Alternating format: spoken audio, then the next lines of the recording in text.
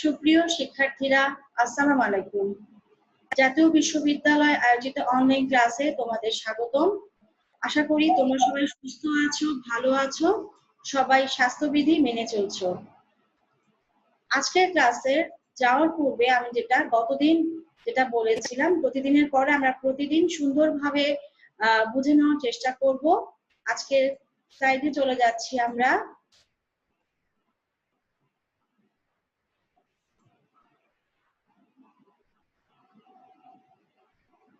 আজকে যে অধ্যায়টি আমরা করব সেটি হচ্ছে তোমাদের কৃষি এবং গ্রামীণ অর্থনীতি এই কোর্সের তৃতীয় অধ্যায়।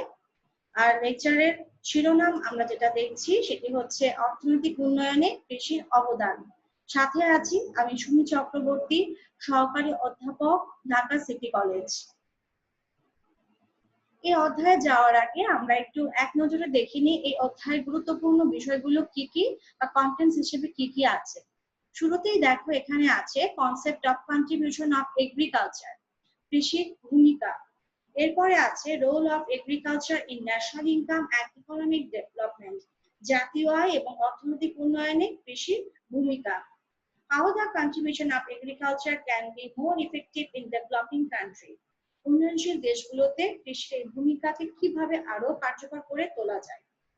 এরপর দেখবো আমরা এই অধ্যায়ে কৃষির চারটি প্রধান যে অবদান, product contribution, factor contribution, market contribution, foreign exchange contribution, অর্থাৎ দ্রব্য অবদান, উপকরণ অবদান, বাজার অবদান আর কি বৈদেশিক বিনিময় অবদান। এরপর সেটা দেখবো এই চারটি যে অবদান, এই চারটি অবদানের আপেক্ষিক গুরুত্ব। সর্বশেষে আমরা দেখবো importance of agriculture for industrial development, শিল্পের উন্নয়নের সাথে এগ্রিকালচার কিভাবে জড়িত এবং তার গুরুত্ব। আসো আমরা দ্রুত আমাদের আজকের মূল বিষয়ে চলে যাচ্ছি। শুরুতেই যে বিষয়টি আমি দেখতে পাচ্ছি সেটি হচ্ছে concept of contribution of agriculture, কৃষির ভূমিকা বলতে কি বোঝায়। আমরা যেটা জানি জাতীয় আয়ে কৃষির অংশকে কৃষির অবদান বলে। আমরা পড়ছি আমাদের মূল বিষয় হচ্ছে কৃষি এবং গ্রামীণ অর্থনীতি, তার মানে এখানে কৃষির ভূমিকাকে আমরা অবশ্যই অর্থনীতির সাথে রিলেটেড করে বলবো। সেজন্য আমরা বলেছি জাতীয় আয়ে কৃষির অংশকে কৃষির অবদান বলে। প্রফেসর সাইমন কুজনেট দের মতে অর্থনৈতিক উন্নয়নে কৃষির তিনটি অবদান রয়েছে। সেই তিনটি অবদান হচ্ছে আমি বলেছি দেখো, product contribution, factor contribution, market contribution. এই তিনটি অবদানের সাথে পরবর্তীকালে প্রফেসর সুব্রত ঘটক উনি যেটা করেছেন আরেকটি বিষয় অন্তর্ভুক্ত করেন, যেটি হচ্ছে ফরেন এক্সচেঞ্জ কন্ট্রিবিউশন। তাহলে সেই দৃষ্টিকোণ থেকে আমরা বলতে পারি কৃষির যে চারটি অবদান, product contribution, factor contribution, market contribution and foreign exchange contribution, এই সব অবদানই হচ্ছে আমাদের জাতীয় আয়ে কৃষির অবদান। প্রতিটি সেক্টরের অবদান রয়েছে আমাদের কৃষি খাতে। এখন যেটা আমরা দেখছি পরবর্তী যে আমাদের টপিকস অপেক্ষা করছে সেটি হচ্ছে role of agriculture in national income and economic development, জাতীয় আয় এবং অর্থনৈতিক উন্নয়নে কৃষির ভূমিকা। যদি জাতীয় আয় এবং অর্থনৈতিক উন্নয়নে কৃষির ভূমিকার কথা বলি তাহলে সবার আগে যেটা আমরা দেখছি এই চিত্রে, আমরা প্রথম যে চিত্রটা, এই চিত্রের দিকে একটু তাকাই। এটি আমাদের খুব সুপরিচিত একটি ছবি, যেটা আমরা পড়েছি ম্যাক্রো ইকোনমিক্সে। যে শিক্ষার্থীরা ম্যাক্রো ইকোনমিক্সে আমরা সেটা দেখেছিলাম, এখানেও আছে সেই একই কথা। আমরা একটু চিত্র ব্যাখ্যায় চলে যাচ্ছি। এখানে খেয়াল করো, যদি তোমার কৃষি উৎপাদন বাড়ে, কৃষি উৎপাদন যদি বাড়ে তবে যেটা হয় তোমার কিন্তু সামগ্রিক চাহিদা বাড়ে। কৃষির উৎপাদন বাড়লে সামগ্রিক চাহিদা বাড়ে। কেন? কৃষকের বা এক শ্রেণীর লোকের ক্রয় ক্ষমতা বাড়ে। ক্রয় ক্ষমতা বাড়লে তো এপ্লিকের ডিমান্ড বাড়বে, তখন এডি কার্ভ শিফট হয়ে কোথায় চলে যাবে? ওপরে চলে যাবে। আর যেটা আমরা খেয়াল করি প্রাথমিক ভারসাম্য ছিল ই বিন্দুতে। দেখো ই বিন্দুতে এডি রেখা এস রেখাকে ছেদ করেছে। কি ছিল প্রাথমিক ভারসাম্য? তার তখন ভারসাম্য জাতীয় আয় ছিল কত? OY1। যেহেতু আমার সামগ্রিক চাহিদা বেড়ে গেছে সেক্ষেত্রে নতুন ভারসাম্য বিন্দু পাবো আমি ই প্রাইম, তাহলে সেক্ষেত্রে নতুন ভারসাম্য জাতীয় আয় হবে OY2। তাহলে দেখতে তো কিভাবে আমার কৃষি উন্নয়নের সাথে আমার জাতীয় আয় বৃদ্ধি জড়িত। 2 নম্বর টপিক আমরা যেখানে দেখছি পয়েন্টস, এখানে বলা আছে কর্মসংস্থানে কৃষির অবদান। কৃষিতে দেশে যে কৃষক সম্প্রদায় তারা ছাড়াও কৃষির সাথে সম্পর্কিত যে শিল্প, তারপর সেগুলো কৃষি পণ্য স্থানান্তরের সাথে যারা জড়িত, দেশে বিশাল জনগোষ্ঠী কিন্তু এই কর্মসংস্থানে জড়িত। যদি আমরা ধরি তুলা চাষের কথাই বলি, যখন খেতে কাজ করছেন তিনি কিন্তু কি করছেন, কাঁচামাল কিনে নিয়ে আসছেন। তো কাঁচামাল সরবরাহকারী প্রতিষ্ঠান সেখানে কিন্তু এক শ্রেণীর লোক কাজ করছে। আবার মাঠে সেখানে ভাড়া করা অনেক শ্রমিক এসে কাজ করছে, তাদের কর্মসংস্থান হচ্ছে। আর তুলা থেকে যে তুলাজাত যে দ্রব্য তৈরি করা হচ্ছে, ধরলাম বালিশ বা কুশন, সেখানে কিন্তু এক শ্রেণীর লোক কাজ করছে। এবং এই কৃষিজাত দ্রব্য বাজারজাতকরণের জন্য কিন্তু অনেক সময় বিপণন ব্যবস্থা থাকে, মার্কেটিং, সেখানেও কিন্তু লোকের কর্মসংস্থান হচ্ছে।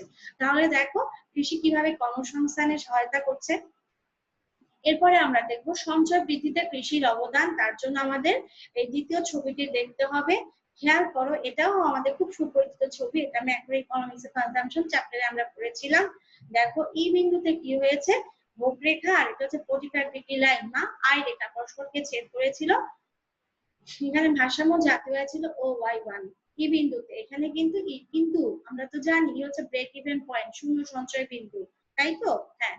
এখন যেটা হয়েছে, যদি তোমার কৃষি উৎপাদন বাড়ে সেক্ষেত্রে যেটা কি হবে, তোমার আয় বাড়বে, সাথে সাথে কি হবে, তোমার সঞ্চয় ক্ষমতাও সৃষ্টি হবে। চিত্র অনুসারে GF হচ্ছে তোমার সঞ্চয়, কারণ সঞ্চয়ের সূত্র হচ্ছে কি, আমরা তো জানি YD মাইনাস C। YD কি, ডিসপোজেবল ইনকাম, ব্যয়যোগ্য আয় থেকে যদি আমি খরচ পাতি তবেই তো আমি সেভিংস পাবো। তাহলে দেখো কৃষি উৎপাদন বৃদ্ধি পেলে আমার সঞ্চয় বৃদ্ধি পায়। পরবর্তী পয়েন্টে দেখো মাথা পিছু আয় জীবনযাত্রার মান বৃদ্ধি, এটা আমরা কল্যাণ ইকোনমিক্স এ দেখেছিলাম। যদি তোমার জাতীয় আয় বাড়ে, কৃষি উৎপাদন বাড়ে, তবে কিন্তু পার হেড ইনকাম আর মাথা পিছু আয় কিন্তু বাড়ে। ভোগ ও কল্যাণ বৃদ্ধি পায়, বোঝাই যাচ্ছে। শিল্পোন্নয়নের কৃষির অবদান, শিল্পের যে কাঁচামাল সেটা আমরা বারবার বলছি, তার সিংহভাগ কিন্তু আসে কৃষি থেকেই। খাদ্য স্বয়ংসম্পূর্ণতার কৃষি অবদান, একটি গণতান্ত্রিক দেশের সরকার প্রধান লক্ষ্য থাকে কিন্তু জনগণকে খাদ্য স্বয়ংসম্পূর্ণতায় রাখা। খাদ্য স্বয়ংসম্পূর্ণ অর্থনীতি একটি স্বনির্ভর অর্থনীতি হয়। তারপর দেখো বৈদেশিক বাণিজ্যে কৃষির অবদান। আমাদের দেশে যে কৃষিজাত পণ্য তা কিন্তু আমরা কি করে থাকি, রপ্তানি করে থাকি। শুধু আমাদের দেশে না, প্রায় প্রতিটি দেশ সবাই কি চায়, বৈদেশিক বাণিজ্যে কি আসে যেন, সেখানে অবশ্যই ট্রেড সারপ্লাস থাকে, বাণিজ্য উদ্বৃত্ত থাকে, সেজন্য সবাই চায় রপ্তানি বৃদ্ধিতে। সেক্ষেত্রে কিন্তু কৃষির অবদান আছে। মূলধন গঠনে কৃষির অবদান, রাজস্ব সংগ্রহে কৃষির অবদান সেটি তো আছেই। কৃষিজাত দ্রব্যের তারপর কৃষি ভূমি বিভিন্ন জায়গা থেকে কিন্তু কর বা অন্যান্য বিষয় কিন্তু রাজস্বে অন্তর্ভুক্ত হচ্ছে। এখানে একটি ছোট আমরা ডেটা টেবিল উপস্থাপন করেছি, সোর্স হচ্ছে BBS, Bangladesh bureau of statistics. সেখানে যেটা দেখা যাচ্ছে, sectoral growth rate of GDP at current prices, চলতি বাজার মূল্যে জিডিপি গ্রোথ রেট কি অবস্থা, সেক্টরাল গ্রোথ রেট 2012-13 এই সময়টাতে। এখানে যেটা আমরা দেখেছি, ইন্ডাস্ট্রিয়াল অরিজিন যে সেক্টর, সেটা হচ্ছে এই হচ্ছে আমার সাল, এখানে আমি বিভিন্ন সাল দিয়েছি, 2012-13, অর্থ বছর আসলে 2013-14, 14-15, 15-16, যে চারটা ফিস্ক্যাল ইয়ার আমরা দিয়েছি। দেখো এগ্রিকালচার গ্রোথ রেটের কি অবস্থা। প্রথমে ছিল দেখো 8.81, তারপর 11.05, 8.63, তারপর 8.62। মানে গ্রোথ রেট কিন্তু বৃদ্ধি পেয়ে আবার কিন্তু 15-16 অর্থ বছরে কিন্তু কিছুটা কমে গিয়েছিল।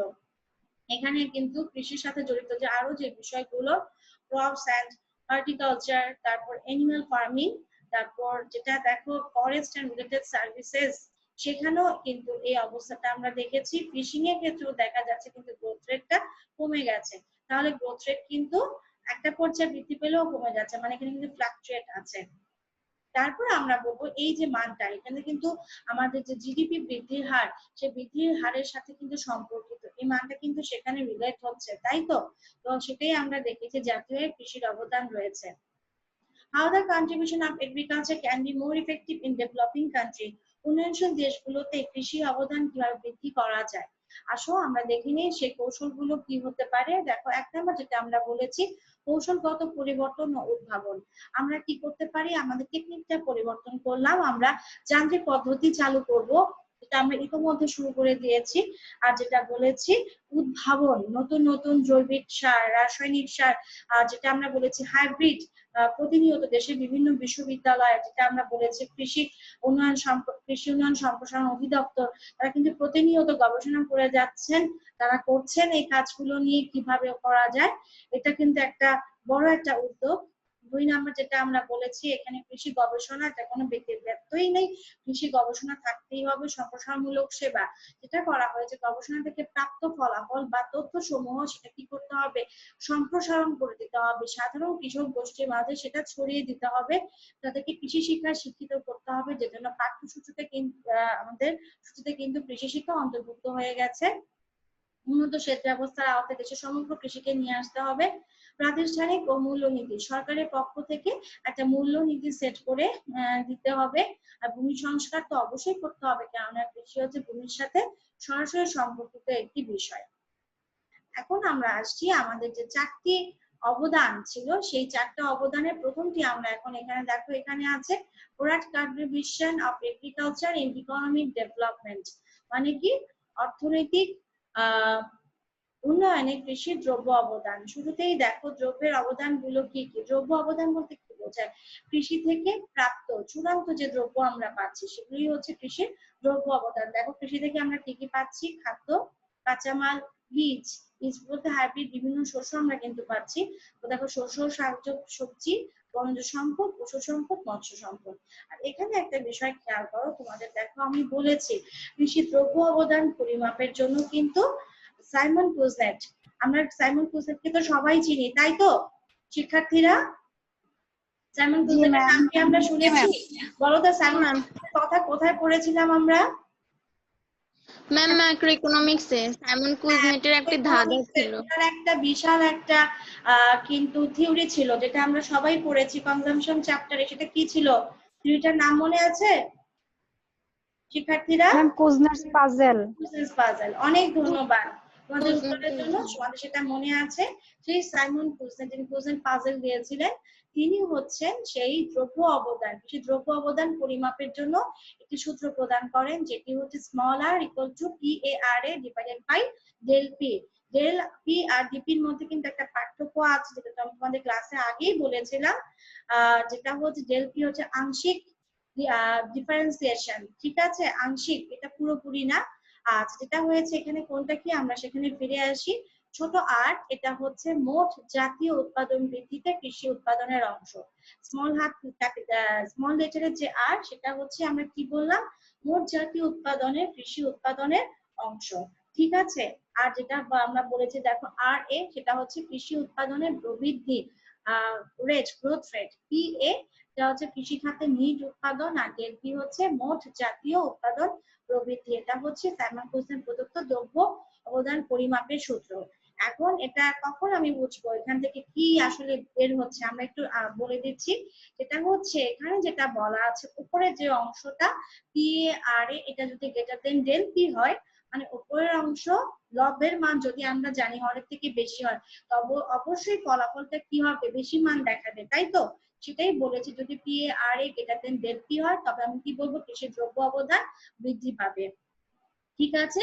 একটা কথা। আর আরেকটা যেটা কথা আমি বলেছি, যদি PA আর ডেল পি সিট থাকে, দুটো সিট থেকে এটা বাড়ে, এটা যদি বাড়ে, তবে যেটা হবে কৃষি দ্রব্য অবদান বাড়বে।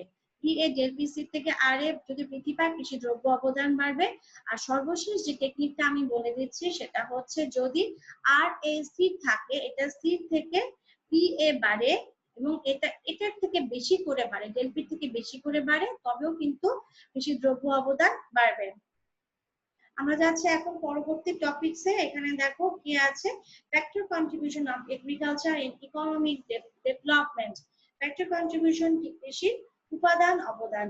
আচ্ছা, কৃষির উপাদান অবদানে যদি আমরা আসি, একটু দেখো এখানে কি বলা আছে, কৃষির উপাদান অবদান মানে উপাদানের কি কি আছে, কৃষিতে কি কি উপাদান কাজ করছে। দেখো উপসি বীজের অবদান, আধুনিক যন্ত্রপাতির অবদান, পানি সেচ অবদান, ফসল বহুমুখীকরণ অবদান, শ্রম অবদান, মূলধন অবদান, উন্নত রাসায়নিক সারের অবদান, সরকারি অবদান।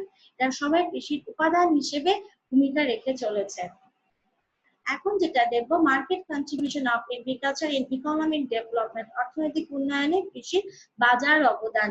এখানে বাজার বলতে যেটা বোঝাচ্ছে কৃষি আর অন্যান্য আরো যে বাজার রয়েছে দেশের, আরো যে অর্থ ব্যবস্থা, সেগুলো সম্প্রসারণে কিভাবে কাজ করছে। যেমন 1 নাম্বার দেখো, প্রবৃদ্ধি হার বৃদ্ধি। একটু আগে আমরা টেবিলে দেখেছিলাম কিভাবে কৃষি কি করছে, তার জিডিপি বৃদ্ধির হার আমরা দেখেছি কিভাবে বাড়ছে, সেটা কিভাবে সহায়তা করছে। যদি কৃষি প্রবৃদ্ধির হার বৃদ্ধি পায় তবে কৃষির সাথে সংশ্লিষ্ট যে শিল্প খাত বা অন্যান্য খাত, সেবা খাত, সেটারও কিন্তু প্রবৃদ্ধির হার বাড়বে। কারণ কৃষির সাথে কিন্তু দেশের অবকাঠামো জড়িত। অবকাঠামো কিন্তু অবশ্যই একটি দেশের পুরোপুরি অর্থ ব্যবস্থার সাথে সরাসরি জড়িত। এরপর দেখো, যেটা আমরা একটু আগে বলে ফেললাম, যাতায়াত ও পরিবহন ব্যবস্থার উন্নয়ন।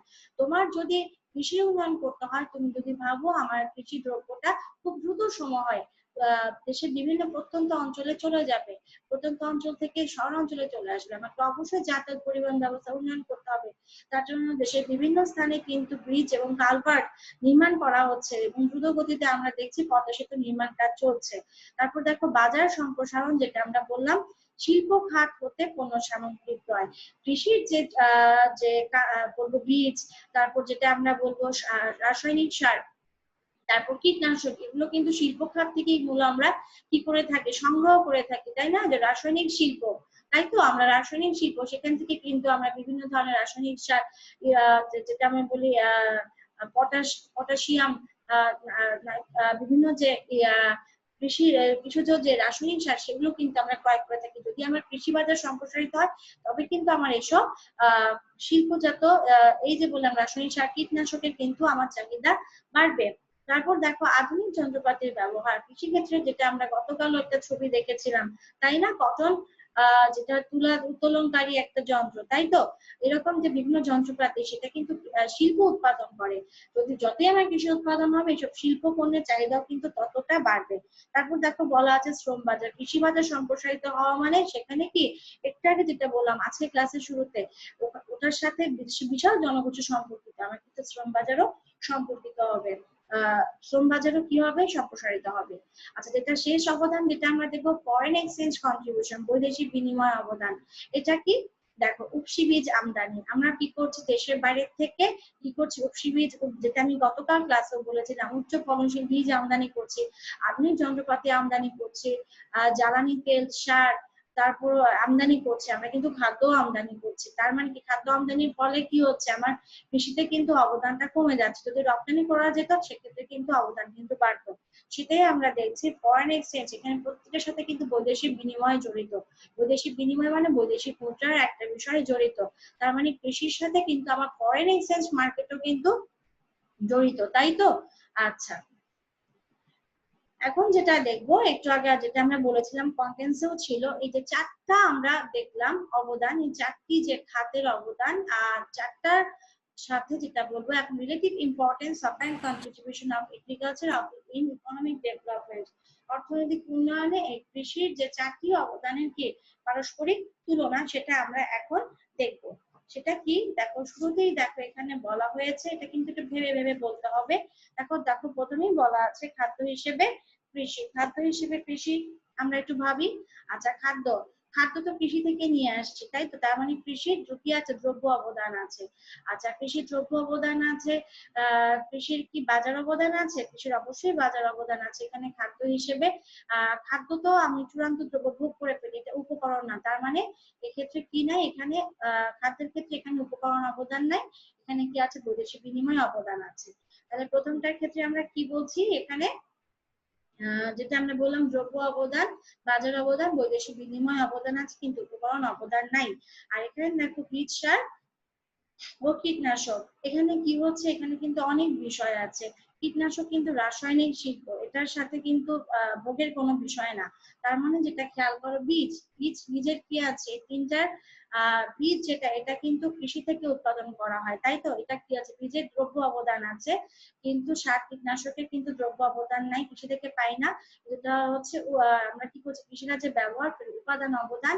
আর কি আছে এখানে, বাজার অবদান, বৈদেশিক বিনিময় অবদান। আর দেখো বলা আছে আধুনিক যন্ত্রপাতি, আধুনিক যন্ত্রপাতি, এখানে কি, যেটা আমরা বলেছি, এখানে কিন্তু আধুনিক যন্ত্রপাতি কি কৃষি থেকে উৎপাদিত হয়? আধুনিক যন্ত্রপাতি কৃষি থেকে উৎপাদিত হয় না, তার মানে এখানে আধুনিক যন্ত্রপাতিতে কৃষি দ্রব্য অবদান নাই, এখানে উপকরণ অবদান আছে, বাজার অবদান আছে, বৈদেশিক বিনিময় অবদান আছে।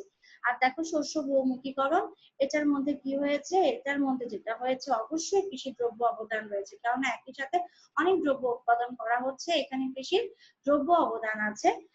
তারপর যেটা এখানে বলতে চাচ্ছি, এখানে কিন্তু খেয়াল করো বাজার অবদান আছে আর কি বৈদেশিক বিনিময় অবদানও আছে। এরপর দেখো খেয়াল করো শ্রম অবদান। শ্রম অবদান আমরা একটু ভাবি, শ্রম অবদান এটা কি দ্রব্য অবদান? না, শ্রম অবদান দ্রব্য অবদান না, এটা আমরা কৃষি থেকে পাই না, এটা হচ্ছে এটা উপকরণ অবদান, এবং এটা উপকরণ অবদানটা খুব কি বলবো, শ্রমের ক্ষেত্রে উপকরণ অবদান সর্বোচ্চ বেশি এখানে আছে। তারপর যেখানে আমরা দেখছি এক্ষেত্রে কিন্তু বাজার অবদান খুবই কম। তারপর যেটা আমরা বলবো এখানে যেটা বলা হয়েছে বাজার অবদান আছে, তার যেটা বলা হয় বৈদেশিক বিনিময় বা বৈদেশিক মুদ্রা অবদান খুব কম, কেননা শ্রম কি ক্রয় বিক্রয় করা হয় না, তার মানে এখানে দ্রব্য অবদান নেই, উপকরণ অবদান আছে, বাজার অবদান আছে, আর কি বৈদেশিক বিনিময় অবদান খুবই কম, কেননা শ্রম আমাদের ক্রয় বিক্রয় করা হয় না। তারপর যেটা আমরা দেখছি লাস্ট সর্বশেষ যেটা, সেটা হচ্ছে মূলধন অবদান। কৃষির কি আছে, মূলধন অবদানের ক্ষেত্রে যদি আমরা দেখি এখানে কিন্তু দ্রব্য অবদান নাই, কারণ মূলধন তো কৃষি থেকে মানে সরাসরি আসে না, তাহলে দ্রব্য অবদান নেই। এটার উপাদান অবদান আছে, বাজার অবদান আছে, বৈদেশিক মুদ্রা অবদান আছে। এখন যেটা বলা হয়েছে পরবর্তী টপিকে আমরা চলে এসেছি। এখানে দেখো পাশাপাশি দুটো ছবি দেখো, should agriculture be given more importance than industry in Bangladesh? বাংলাদেশে কি কোনটা বেশি গুরুত্ব দেওয়া উচিত, তোমার কি মনে হয়, কৃষি না শিল্প? তোমার কি মনে হচ্ছে? এটা একটা মতামত চাওয়া হয়েছে। আসো আমরা দেখি বিভিন্ন কৃষিবিদ বা অর্থনীতিবিদ ওনারা কি বলেছেন। কৃষি অর্থনীতিবিদরা দেখো এখানে বলা আছে হার্সম্যান আর প্লেভিশ উনি আর সিঙ্গার ওনারাও যেটা বলেছেন অর্থনীতিবিদগণের মতে অর্থনৈতিক উন্নয়নের প্রয়োজনীয় শর্ত হিসেবে কৃষি ও শিল্পের যুগপৎ উন্নয়ন ঘটানো সম্ভব না। আমরা একসাথে কিন্তু কৃষি শিল্পের উন্নয়ন করতে পারবো না, এট এ টাইম কখনোই সম্ভব না। আমরা যদি বিশ্বের বিভিন্ন দেশ দেখি, কৃষি নির্ভর অর্থনীতি অনেক দেশ আছে, যেমন ছিল একসময়, এখনো আছে, জাপান, তারপর যেটা বলতে পারি মালয়েশিয়া বা অন্যান্য দেশ, সব জায়গায় কিন্তু আগে যেটা করা হয়েছে কৃষি উন্নয়ন করা হয়েছে। কৃষির যখন ভিত্তি স্থাপন হয়ে গেছে তখন কিন্তু তারা শিল্পের দিকে মনোনিবেশ করেছে, সেটাই আমরা বলছি কৃষি শিল্পের আসলে একসাথে উন্নয়ন কখনো সম্ভব না। এ প্রসঙ্গে কে গ্রিফিন বলেছেন প্রথমে কৃষি পরে শিল্পের উন্নয়নের পক্ষে তিনি মত দিয়েছেন। তার মানে আমার কাছে অগ্রাধিকার হিসেবে সবাই থাকবে কৃষি, কারণ কৃষি হচ্ছে আসলে ভিত্তি, কৃষি থেকে আসবে শিল্পের কাঁচামাল। যদি আমি কাঁচামাল উৎপাদনের যে ফ্যাক্টরস অফ প্রোডাকশন সেটাকে যদি আমি বাইরে থেকে ইম্পোর্ট করে নিয়ে আসি, তাহলে ইম্পোর্ট কস্ট আমার বেড়ে যাবে, সেক্ষেত্রে কিন্তু আমার ইন্ডাস্ট্রিয়াল কস্টও বাড়বে। তার জন্য যদি আমি কস্ট মিনিমাইজ করতে চাই, এটা আমার ইন্ডাস্ট্রিয়াল ইকোনমিক্স এর মূল কথা, এসি রেখার সর্বনিম্ন বিন্দুতে অবস্থান করা, তাহলে কি হচ্ছে অবশ্যই আমাকে আগে শিল্পে স্বনির্ভর হতে হবে, তারপর পাশাপাশি আমরা শিল্পে মনোনিবেশ করবো। এরপর যে কথাটা বলা আছে is reconstruction of agriculture necessity for economic development, কৃষির পুনর্গঠন কি সত্যি খুব প্রয়োজনীয় অর্থনৈতিক উন্নয়নের জন্য? এই বিষয়ে তোমাদের সাথে আমি আবার একটু পূর্বের অর্থনৈতিক উন্নয়ন সম্পর্কে আমি একটু ফিরে আসি, যেটা অনেকেই যেটা ভাবে অর্থনৈতিক উন্নয়ন আর অর্থনৈতিক প্রবৃদ্ধি আসলে এক বিষয়, ইকোনমিক গ্রোথ এবং ডেভেলপমেন্ট এক বিষয়। তোমরা কি তাই ভাবো? গ্রোথ আর ডেভেলপমেন্ট কি এক, শিক্ষার্থীরা? গ্রোথ না ম্যাম। কি এক বিষয়? হ্যাঁ, তোমরা সঠিক বলেছো, ইকোনমিক ডেভেলপমেন্ট আর গ্রোথ কখনোই এক বিষয় না। গ্রোথ হচ্ছে শুধুমাত্র মাথাপিছু উৎপাদন বা আয় বাড়বে, সে আর কিছুই কিন্তু হচ্ছে না। আর ইকোনমিক ডেভেলপমেন্ট কি বলছে? হ্যাঁ, মাথাপিছু উৎপাদন আয় তো বাড়বেই, সাথে দেশের স্বাস্থ্য সেবা, আর্থসামাজিক অবকাঠামো, সাংস্কৃতিক শিক্ষা, সব দিক থেকে কিন্তু একটা দেশ উন্নয়নের দেশের উন্নতি শিখরে পৌঁছাবে, সেটি হচ্ছে ইকোনমিক ডেভেলপমেন্ট। এখন বলেছে ডেভেলপমেন্টের জন্য কি আসলে কৃষি পুনর্গঠন দরকার? অবশ্যই দরকার। কেন দরকার সে কারণগুলো আমি এখানে উল্লেখ করেছি। বাড়তি জনসংখ্যার জন্য আমার কি দরকার? খাদ্য দরকার। গ্রামের বেকারত্ব, অর্ধ বেকারত্ব ও ছদ্মবেশী বেকারত্ব কমাতে হবে, যেটা আমরা গতকাল ছদ্মবেশী বেকারত্ব আমি উদাহরণ বলে দিয়েছিলাম। শিল্প খাতের প্রসারের জন্য বাড়তি খাদ্য ও কাঁচামালের যোগান। আমার যে শিল্প খাত প্রসার হচ্ছে তার জন্য কি দরকার, শিল্প খাতে শ্রমিক আসছে তাদের জন্য আমার কি দরকার, বাড়তি খাদ্য, বাড়তি সুযোগ সুবিধা, আবাসন, কাঁচামাল দরকার। তার জন্য আমার অবশ্যই কৃষিকে মজবুত হতে হবে, শক্তিশালী হতে হবে। কৃষি খাতে উদ্বৃত্ত সৃষ্টির মাধ্যমে মূলধন গঠন এবং অধিক বিনিয়োগ সৃষ্টি। কৃষি খাতে আমাকে সারপ্লাস তৈরি করতে হবে যেন সেটা আমার পক্ষে এক্সপোর্ট করা সম্ভব হয়। সেখান থেকে আমার এক্সপোর্ট আর্নিং যদি বাড়ে, অবশ্যই সেই এক্সপোর্ট আর্নিং দিয়ে আমাদের শিল্প খাতের জন্য যে আমার যে কাঁচামাল, আমার যে বিশেষ করে দেশে ভারী শিল্প যদি স্থাপন করতে চাই, তার জন্য আমার যে অবকাঠামো বা যন্ত্রপাতি দরকার তা আমি আমদানি করতে পারবো। কৃষি খাত থেকে শিল্প খাতে শ্রম স্থানান্তরের সুযোগ সৃষ্টি, তার জন্য দরকার কৃষি খাতে বাণিজ্য শর্তের অবনতি রোধ করতে হবে। টার্মস অফ ট্রেড, এটা আমরা দেখি কৃষি খাতের ক্ষেত্রে সে সময় কিন্তু অবনতি ঘটে, সেটা রোধ করতে হবে আমাকে। কৃষি খাত যাতে শিল্প খাতের সম্প্রসারণ বাজার হিসেবে কাজ করতে পারে, এই বিভিন্ন দৃষ্টিকোণ থেকে আমাকে অবশ্যই কৃষির পুনর্গঠন করতে হবে। এরপর যেটা দেখবো is agriculture revolution A precondition for industrial development. আমি যেটা বলবো কৃষির পুনর্গঠন, শিল্প বিপ্লব কি আমরা বলবো ইন্ডাস্ট্রিয়াল ডেভেলপমেন্টের শিল্প উন্নয়নের পূর্বশর্ত। শিল্প বিপ্লব কি শিল্প উন্নয়নের পূর্বশর্ত? এই উত্তরটা কিন্তু আমরা একটু আগে শিখে ফেলেছি, তারপর আমরা যেটা দেখছি হ্যাঁ অবশ্যই পূর্বশর্ত। কেননা যেটা বলা হয়েছে কৃষি কি করে মূল্য উল্লেখযোগ্য অংশের কিন্তু যোগান দেয় মূলধনের, তারপর কৃষি কিন্তু কাঁচামালের যোগান দেয়, তারপর শিল্প খাতে যে শ্রমিকরা কাজ করছেন তাদের কিন্তু খাদ্যের যোগান কৃষি থেকেই আসে। কৃষি শিল্প ক্ষেত্রে কিন্তু শ্রমের যোগান দেয়, যেটা আমরা দেখেছি কৃষি কিন্তু ক্ষুদ্র শিল্পের ভিত্তি। কৃষি শিল্পের কৃষি হচ্ছে শিল্পের সম্প্রসারিত বাজার হিসেবে কাজ করবে, কারণ শিল্প থেকে যে দ্রব্য তৈরি হবে সেই দ্রব্যটা কারা ভোগ করবে, দেশের আপামর জনগোষ্ঠী। আর আমরা জানি দেশে প্রায় যেটা আমরা বলেছি এখন কিন্তু প্রায় 60%, 50-60% মানুষ সরাসরি কৃষির সাথে জড়িত, তাদের খাদ্য কিন্তু এই কৃষি থেকেই আসে। এখন যেটা দেখতে চাচ্ছি আমাদের ন্যাশনাল ইউনিভার্সিটিতে সিলেবাসে সেখানে বলা আছে আন্তঃনির্ভরশীলতা, interdependency of agriculture and industry in developing country. তার মানে কি শিক্ষার্থীরা, মানে কি বলতো? Interdependency of agriculture and industry in developing country, এটা অর্থ কি বলতে পারবে? ইন্টারডিপেন্ডেন্সি অফ এগ্রিকালচার, হ্যাঁ বলো। কৃষি এবং শিল্পের উপর নির্ভরশীলতা, উন্নয়নশীল দেশে কৃষি এবং শিল্পের উপর নির্ভর। হ্যাঁ অনেক ধন্যবাদ, তুমি ধরতে পেরেছো বিষয়টি। আন্তঃনির্ভরশীলতা কৃষি এবং শিল্পের কোথায়? উন্নয়নশীল দেশে। উন্নয়নশীল দেশের কৃষি এবং শিল্পের আন্তঃনির্ভরশীলতা।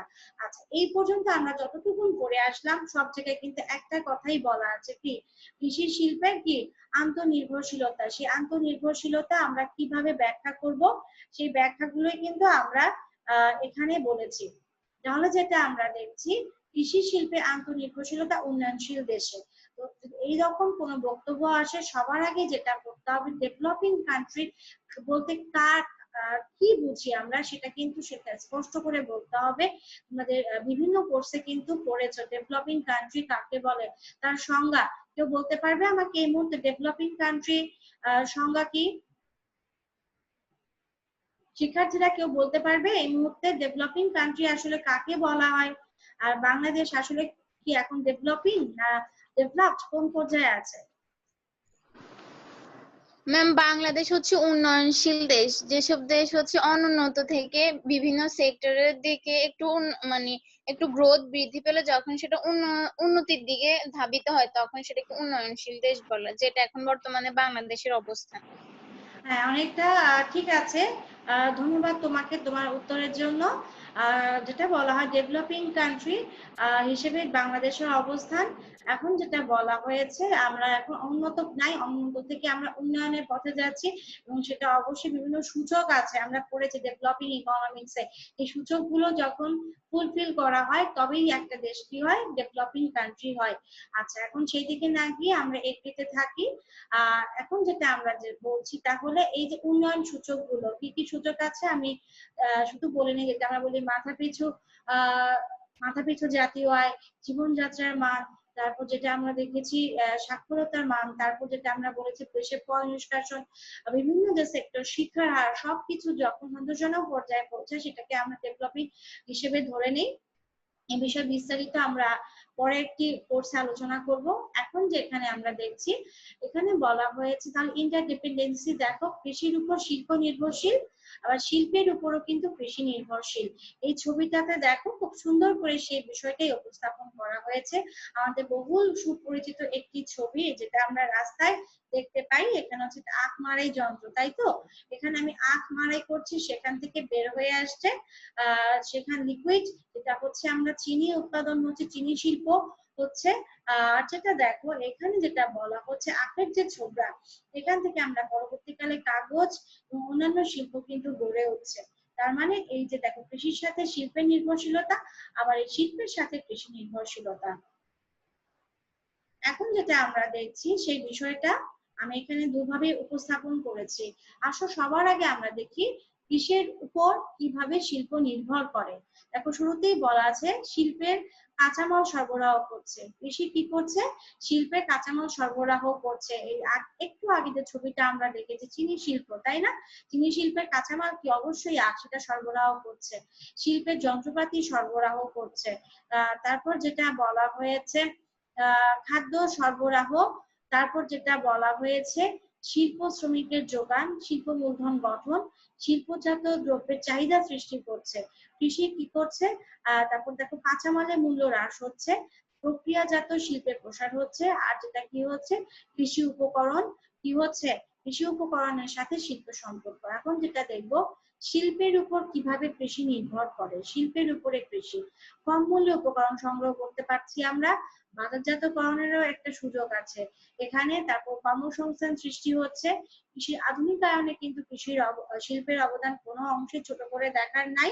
তারপর যেটা আমরা দেখছি কৃষি পণ্যের ব্যবহার, কৃষি পণ্য যেটা বলেছি ভোগের জন্য কারা ব্যবহার করছে, যেটা আমরা বলেছিলাম শিল্প খাতে নিয়োজিত শ্রমিক, তারা কি ব্যবহার করছে? অবশ্যই তারা খাদ্য ব্যবহার করছে, পোশাক ব্যবহার করছে, তাঁতে বোনা, তাঁতই যদি তাঁত থেকে যে পোশাক তৈরি হয় সেটাও কিন্তু ব্যবহার করা হয়। তারপর দেখো কৃষির উপর জনসংখ্যার চাপ কমানো, কৃষির উপর জনসংখ্যা যেন চাপ কমানো হয়। তারপর যেটা বলা হয় কৃষি পণ্য সংরক্ষণ, সংরক্ষণের জন্য কিন্তু শিল্প সহায়তা করছে। যা আমরা জানি বিভিন্ন রকম গুদাম, তারপর সেখানে তাপমাত্রা সেট আপ করা, পুরোটা কিন্তু শিল্পের কাজ। তারপর এটা ভোগ্যপণ্য যোগানের সাথে রিলেটেড। তাহলে যেটা আমরা দেখতে পাচ্ছি আজকের ক্লাসে যে বিষয়গুলো আমরা পড়লাম, সেই বিষয়গুলো যদি আমরা একটু শুরু থেকে আজকে আবার রিভিউ করি, তাহলে আমরা দেখা যাক আজকে আমরা কি কি পড়লাম।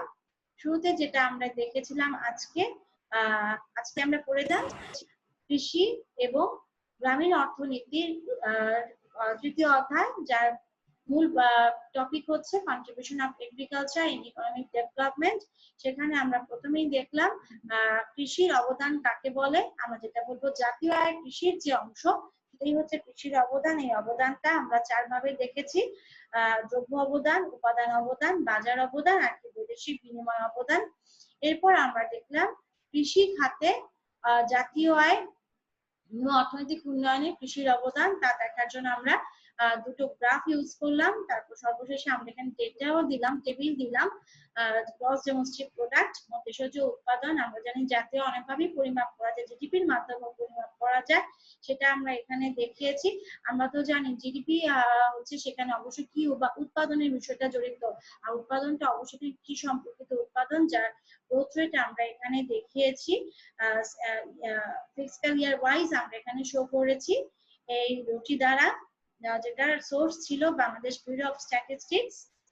তারপর আমরা যেটা দেখেছিলাম কিভাবে উন্নয়নশীল দেশে কৃষির অবদানকে আরো ফলপ্রসূ করা যায়, তার জন্য আমরা কিছু পরামর্শ দেওয়ার চেষ্টা করেছি, আমাদের নিজস্ব মতামত দেওয়ার চেষ্টা করেছি।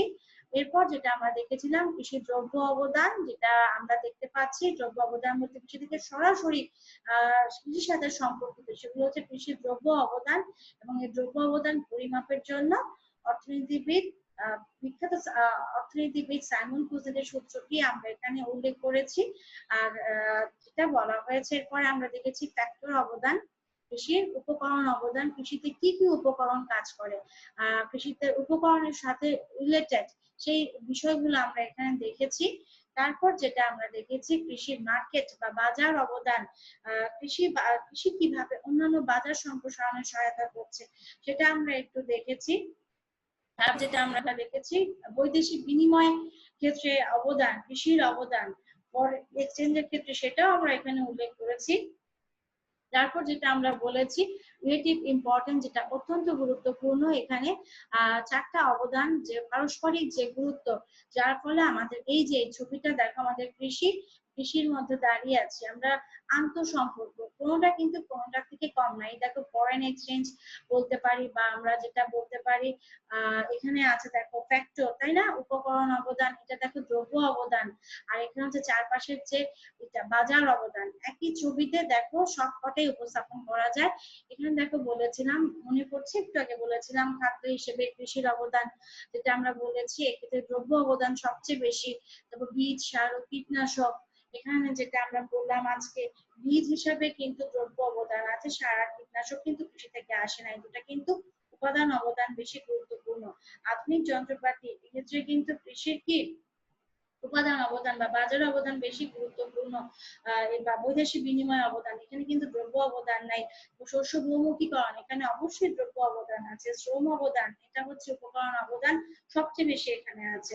আর মূলধন অবদান, এটা অবশ্যই উপাদান অবদান সবচেয়ে বেশি আছে। আর পাশাপাশি কি আছে, বৈদেশিক বিনিময় অবদান তো এখানে আছেই। তারপর আমরা আজকে করলাম কোনটা বেশি আমরা গুরুত্ব দিব, কৃষি না শিল্পকে। আমরা বিভিন্ন অর্থনীতিবিদ এবং তাদের অভিজ্ঞতার আলোকে বিশ্বের বিভিন্ন দেশে যে আমরা কথা বললাম, জার্মানি, মালয়েশিয়া, যেসব কৃষি নির্ভর দেশ ছিল তারা কিভাবে এখন শিল্পে সমৃদ্ধ হয়েছে তাদের কথা দেখলাম, তাদের ইতিহাস থেকে আমরা জেনেছি। পাশাপাশি নয়, বরং যেটা করতে হবে আগে আমার কৃষিতে সম্প্রসারিত হয়ে তারপর শিল্পের দিকে মনোনিবেশ করতে হবে।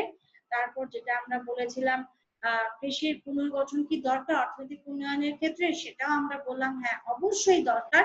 কেন, সেই কারণগুলো আমরা এখানে উল্লেখ করে দিয়েছি। তারপর যেটা বলেছি এগ্রিকালচার রিভলিউশন এ প্রি কন্ডিশন, কি পূর্ব শর্ত শিল্প উন্নয়নের জন্য, আমরা বলেছি হ্যাঁ অবশ্যই কৃষি উন্নয়ন শিল্প উন্নয়নের পূর্ব শর্ত। তারপর সেই পয়েন্টস গুলো আমি এখানে উল্লেখ করেছি। তারপর সর্বশেষে যেটা দেখিয়েছি কৃষি এবং শিল্পের আন্তঃনির্ভরশীলতা, চমৎকার একটি ছবি যেটা আমরা সরাসরি দেখতে পাচ্ছি কৃষি এবং শিল্প কিভাবে আন্তঃনির্ভরশীল।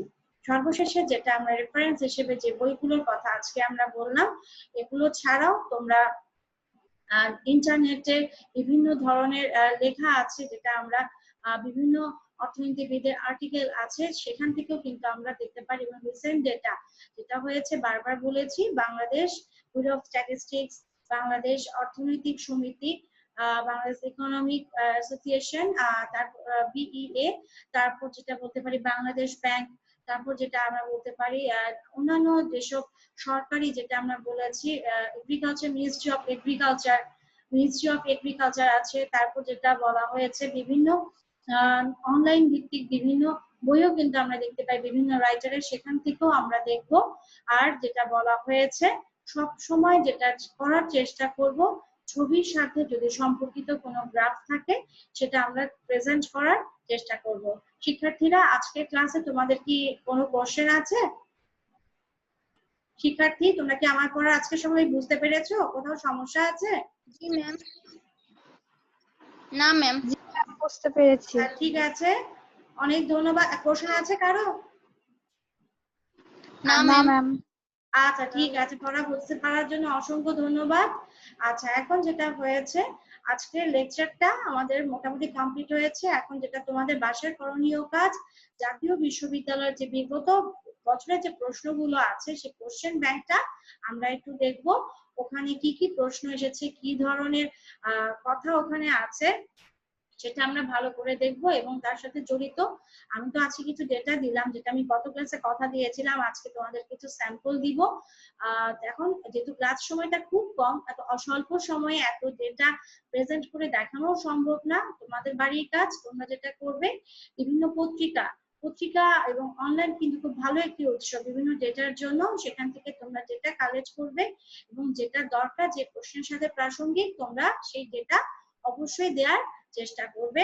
আমার হাতে এই মুহূর্তে 1 মিনিটেরও কম সময় আছে, ক্লাস প্রায় শেষ। তোমাদের আমি বিদায় জানাচ্ছি। আগামী ক্লাসের জন্য সবাইকে আমন্ত্রণ জানাচ্ছি। সেই সাথে সবাইকে স্বাস্থ্যবিধি মেনে চলার জন্য অনুরোধ করছি। সবাই ভালো থেকো। Thank you to everyone. সবাইকে অনেক ধন্যবাদ। আসসালামু আলাইকুম। ওয়ালাইকুম আসসালাম। আজকে আমি শেয়ার স্টপ করছি।